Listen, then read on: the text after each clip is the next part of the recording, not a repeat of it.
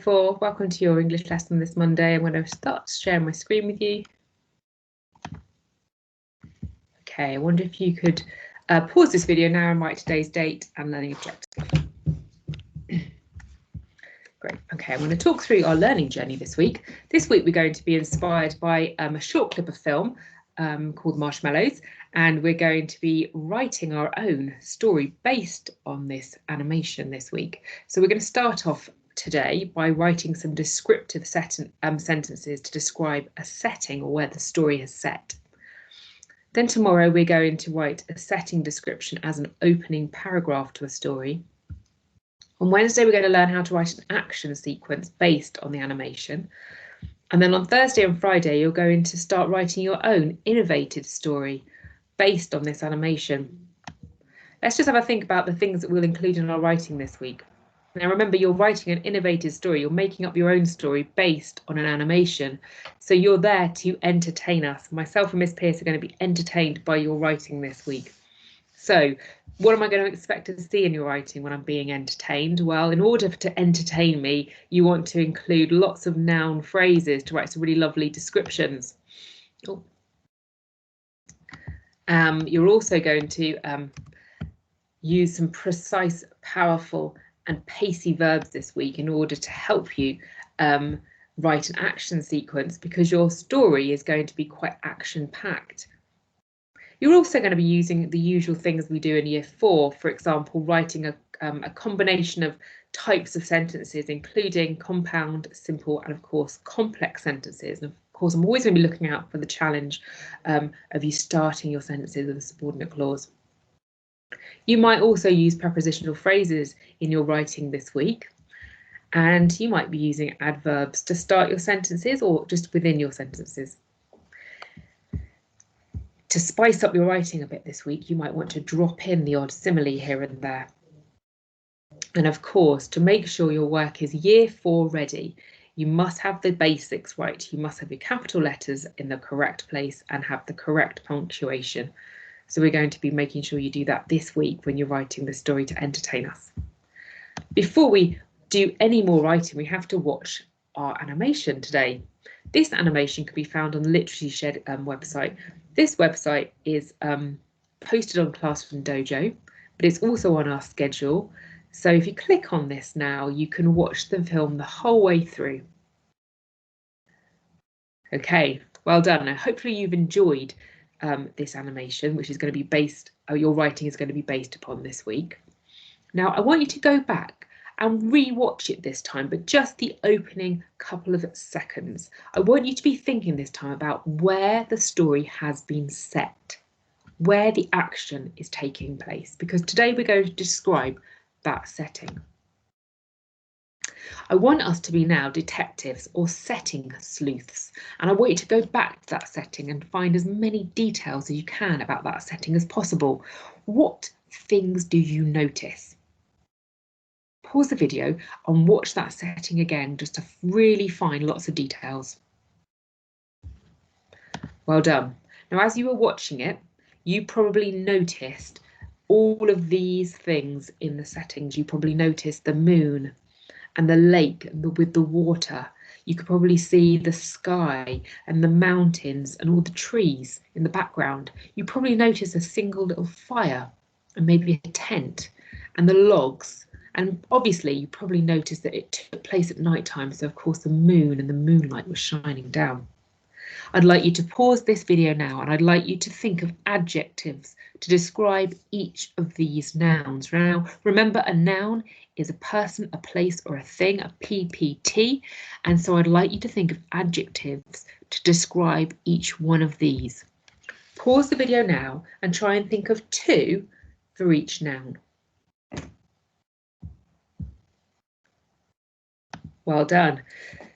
Here are some of the things I thought of. If you want to, you could jot some of these down because you might want to use them in your writing today and tomorrow. So I thought the moon looked full and watchful and glistening. I thought the moonlight was clear, brilliant, maybe supernatural. I thought the logs were sturdy and fallen. I thought the sky looked cloudless and raven, not black, raven. I thought the tent was pyramid shaped, sturdy, basic, and canvas. I thought the mountains looked majestic and silhouetted. I thought the fire was crackling, smoking, and warming, and the trees were tall, ancient, and substantial. And finally, the water I thought might be rippling, calm, still, with slight lapping. Now, we're going to take some sentences now, and we're going to try and take simple sentences and improve them. Here is a simple sentence. There was a fire in the forest. There's nothing wrong with this sentence, but it can be a bit boring for year 4. So we're going to try and see if we can improve it now. We're going to improve it using prepositions or prepositional phrases. I want you now to think about these prepositions. Could we improve this sentence by adding a prepositional phrase? Pause the video and have a think about how you could improve this sentence now. Well done. Let me read you the one that I came up with. Yours is perhaps similar. My simple sentence was, there was a fire in the forest. My improved sentence was, beside the lake, there was a fire in the forest. Let's have a look at this sentence. Again, we're going to improve this simple sentence. There were trees by the water. Now, what could we do to improve this sentence? Well, we could add another prepositional phrase, but there are other things that we could do. We could say where the nouns were by adding a preposition or a fronted adverbial. We could add an adjective or two to describe the nouns. The nouns here are the things, the trees and the water. We could add more detail by adding a conjunction and making it a longer sentence to make a compound or a complex sentence, or we could add a simile. Pause the video now and see if you can improve this simple sentence. Okay, this is what I came up with. Yours could be similar. In the distance, there were thick pine trees by the edge of the rippling water, which swayed in the slight breeze like reeds in a pond. Right, so I've said where the nouns are. The nouns, which is the tree here, is by the edge of the rippling water. I've added some adjectives, thick pine trees and rippling water and slight breeze.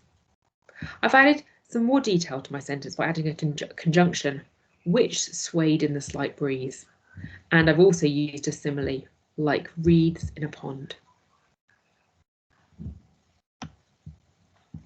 Now, this is your task today. I would like you to write a series of sentences, not a paragraph. Your sentences can be one after the other on your page. You're going to write a sentence about each of these nouns. And I'd like you to write a good sentence using some of the things that we've done already today. Maybe adding a prepositional phrase to say where the nouns are. For example, the moon is high in the sky. The mountains are on the edge of the lake. The tent is perched close to the water. You can use some adjectives. Remember to go back to the adjectives that we had earlier on, and you could use some of those to describe them. You could add more detail by adding a conjunction and creating a complex or a compound sentence.